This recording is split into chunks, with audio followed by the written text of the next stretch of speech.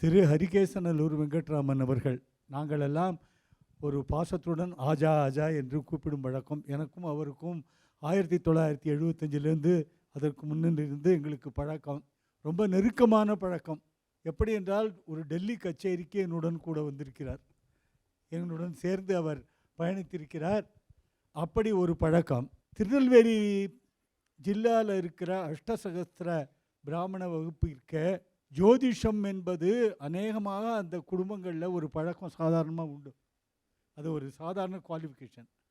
அப்படி பார்க்கும் பொழுது ஒரு ஜோதிஷத்தில் ஒரு மேதா விலாசத்துடன் ஜனங்களால் அங்கீகரிக்கப்பட்ட இப்படி ஹரிகேசநல்லூர் வெங்கட்ராமன் ஒருவர் உலகத்தில் இருப்பது என்னை பொறுத்தவரை ஆச்சரியமாக இல்லை. ஏனென்றால் அந்த ஜோதிஷத்தில் அவர் ரொம்ப நாள் ஆராய்ச்சி பண்ணிட்டு தான் அவர் தன்னை வெளியில் காண்பித்து கொண்டார். அதனால்தான் வழிகாட்டி ஜோசியராக வந்தவர் தங்களுடைய வழிகாட்டி ஜோசியர் என்று சொல்லுவார். நல்ல வழியை காண்பித்திருக்கார் ஜனங்களுக்கெல்லாம். அப்பவும் இப்பவும் எப்பவும் சென்னை அதிரடி கலெக்ஷன், சரவெடி செலிப்ரேஷன்.